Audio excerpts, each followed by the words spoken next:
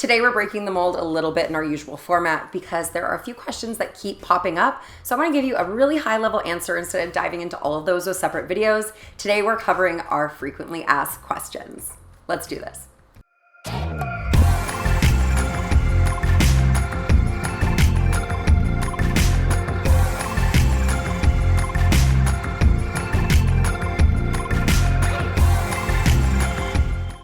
Does email marketing still work?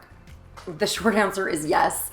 It is a great way to re-engage with clients, especially your super fans who are actually subscribed to what you're putting out there. And a fun fact is that for every dollar spent towards email marketing, there's usually a return. So the average return is actually $42. That's an insane amount of ROI out of a really easy platform that you can take advantage of. Do you need to hire a marketing team? The short answer is maybe. Sorry, this one's a bit wishy-washy because you don't necessarily need to have an internal team that takes care of all of your marketing, but there is a point in your career and in your business where you do need to hand some stuff over to someone else. Maybe that's bringing in an intern to make sure that your social media is constantly populating. Maybe it's someone to come in to do a strategy overarching. Or maybe you do get to the point where you actually need an in-house designer, marketing strategist, copywriter, or a digital marketing exec. It's really hard to tell where these growths are, and usually you kind of need to hire someone before you hit that growth spurt. My rule of thumb here is that when you feel like you're doing a lot of day-to-day monkey work and things that are not really pushing your business forward, but instead you're sort of stuck in the trenches with scheduling and things, maybe it's time to bring in a junior marketing coordinator to just help with that sort of like populating, scheduling, and all of that kind of stuff. Or it may be time to bring in a company like ours to just put together a strategy and set you up with the right tools so that you're able to bring in new clients and really nurture those relationships while someone else takes over bringing those clients in. What is SEO? Okay, we have so many acronyms in the world of marketing, and I know this is insanely crazy. We need to stop using the acronyms because it's just jargon at the end of the day. But SEO is incredibly important. It stands for search engine optimization, and what this does is allows a platform, whether it's Instagram or Google, to use words that you've written down and be able to kind of figure out what that content is about, who that content is important to. It's definitely something you need to be putting into all of your website, all of your social media. Anything that has written word on it is super easy for a search engine to basically index and categorize so it puts it in front of the right people. It's also incredibly important that you do other things like with pictures, making sure that you've added text to them behind the scenes. It's called alt text. This will also help weight certain pieces of content and categorize them really simply for the platforms that they're on. What is brand voice? Brand is a separate part of marketing that is super important. So the same way that visuals will tell a story, the different colors that you use, the different types of fonts that you're going to use, brand voice is quite similar to that. So brand voice is how you choose to say something. If you're targeting 65-year-old white men versus Gen Z, you're going to use different language. We want to make sure that we're speaking to the audience in a way that they understand and react to really easily. Can my company benefit from digital marketing? Yes. I mean, everyone should have a presence online. This is how you'll get discovered. So even if you are selling an item that is super high price point and only gonna have like one sale per year or one sale for that customer in their entire lifetime, it's really important that you are able to be searched. We know that people use Google Maps, that they search for local companies. We wanna make sure that we're really capitalizing on bringing those people in. The more digital platforms that you're on give you the opportunity to find new clients in new spaces depending on what they're using. Maybe they're an avid Instagram user. Maybe there's someone who's Googling. Maybe there's someone who uses Google Maps to find a local company that does those things. This allows them to have the opportunity to do their research before they actually reach out to you. Let them read some reviews. Let them see what an expert you are. Let them take in that more information that they can actually make a decision before making that phone call or sending that email. People like to educate themselves now before actually reaching out to a company. So make sure that you're giving them an opportunity to do that in the way that's easiest for them. How often should you update your website? Great question. And there's not really a right or wrong to this. It really depends on what you're selling and who you're selling to. If you're a fashion brand, definitely update that every single season. But if you're someone who just wants to have like a really strong landing page with strong SEO so you can be discovered and tell your brand story in a snapshot, that's completely different. Keeping your website up to date as far as your offering is absolutely critical. Keeping your website up to date with changes to imagery so that they're not outdated. Make sure that the brand and website evolve with you as you grow as a company. Your website is a reflection of your business, so you want to make sure that it stands up to the same standard you do in person, that all your social media channels are. So if it feels like it's lagging behind, make sure to give it a refresh whenever it feels like it's ready for one. Which pages do you need on your website? This is a really good question. So the homepage is absolutely critical. It is basically a snapshot of every other page that you offer. So right when I land on your page, I should understand your value proposition. What are you selling me? What are you providing me? What service are you gonna do that's gonna make me have more time in my week? That's the kind of thing we want to see right at the top. But then go into a little snapshot of each other page. You should definitely have a contact page. Make it so easy for people to get in touch with you and hire you. That's what we're going for here, is we want to have that website really capture those leads. Then you may want to have an about page. I love an about page because it really tells the story of the people and sort of the mission that that company is on. And then if you have like services or products that you want to highlight, that's another great page to be included. It really does depend on what your service is or what you're trying to get out of that website, but making sure that we're being really concise and really clear with what our offering is, as well as just making sure people can get in touch. You want that website to be like someone's walking into the front of your store if you had one, or walking into your office if you had one. It's just a place to have all of your content snapshotted so that they can then get in touch and find more information that's important to them. Do you need a blog?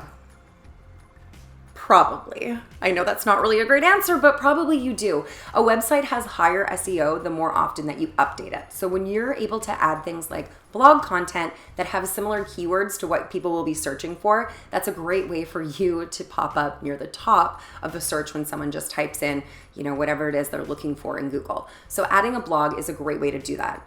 Having a blog is also a great way to build out great content for social media, really show off your expertise in a space, and become a thought leader so that people can understand what you do differently than other people in your industry. Does your business need to be on social media?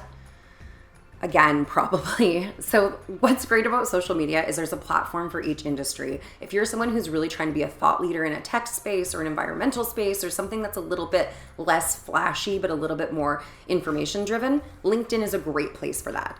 Whereas if you're something like a product that's really flashy and fun, you have Instagram or even TikTok to take advantage of. I think it's really important, again, from an SEO standpoint, to be on as many platforms as makes sense to your business. You absolutely don't need to be creating YouTube videos if that's not something that you're really doing naturally. I'm sorry, but I'm going to say this again. If you have to force content, it's kind of like forcing a fart. If you have to force it, it's probably shit. How often should you be posting on social media? Again, it depends on how much content you can create with it still being a high quality. If you have a product that's like $100 to $200 or under, then we can be putting out a ton of content. We can do fun things with that content, create lifestyle around it.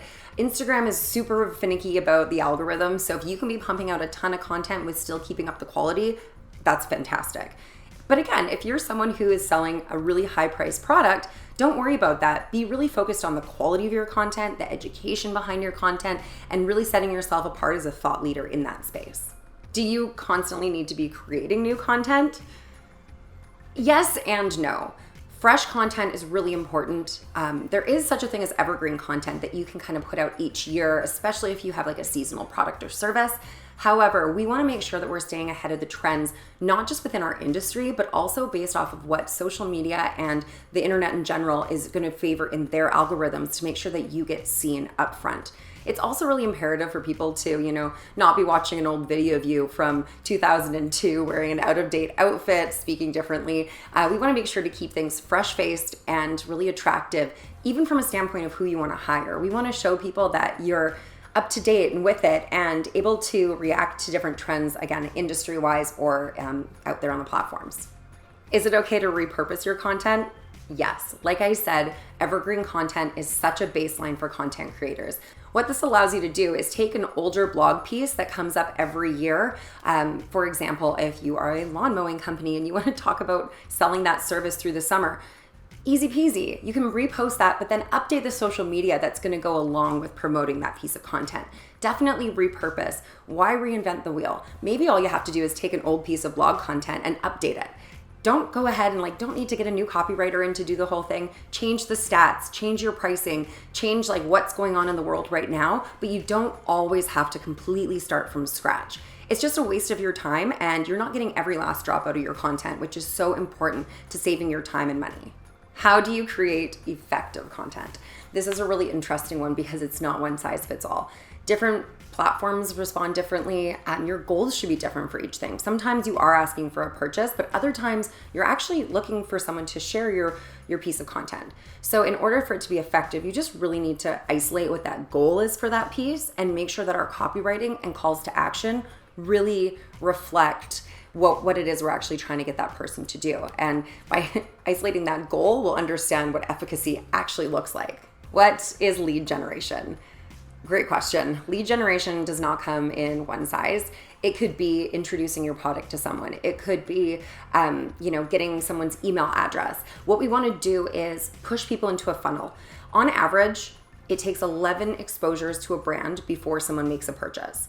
What that means is we need to put our faces out there, show off our expertise, show off how cool our product is, show our product being used in different scenarios that people can get used to or that they can relate to. And it's just a great way for us to actually keep pushing them into that lead generating funnel. What we want to do is capture people and not necessarily sell them immediately. You would not ask someone to marry you on a first date. So it's really important that we're doing the same thing and building up those leads and then pushing them through the funnel into an actual sale or purchase of your service. What is remarketing? So remarketing is reaching out to people who have already been familiarized with your brand. Now, this could be something that you're already purchasing or something that you already downloaded. However, it could also be something that we're just trying to nudge them further down that funnel. As I just mentioned, it does take about 11 times for someone to interact with a brand that they're interested in before they make that purchase. So what we're trying to do is really just kind of nudge them down that funnel through remarketing tactics. That could be ads, that could be more social posts, it could be paid or organic. It really doesn't matter. It just matters that, again, we're being like, hi, remember us, we're here, and these are our services. Last question, how can we help you with your marketing goals? We actually offer everything from digital marketing to strategy to copywriting to building a website. So anything that you need help with, feel free to reach out to us. We would love to do a quick consultation with you to figure out what services you actually need in order to reach your business goals. At the end of the day, marketing should have ROI attached to it. And sometimes you don't need to be doing all the things that maybe you're scattered doing. So what we would love to do is chat with you about how we could streamline your marketing plan and make it the most effective for your business. Hopefully that video was helpful to you. If you do still have another question that you're like, I don't even know what this means, let alone how to do it, feel free to leave it in the comment section below. Be sure to like this video and subscribe to my channel so that you don't miss out on any other marketing videos that we drop. Thanks for watching, and we'll see you back here soon.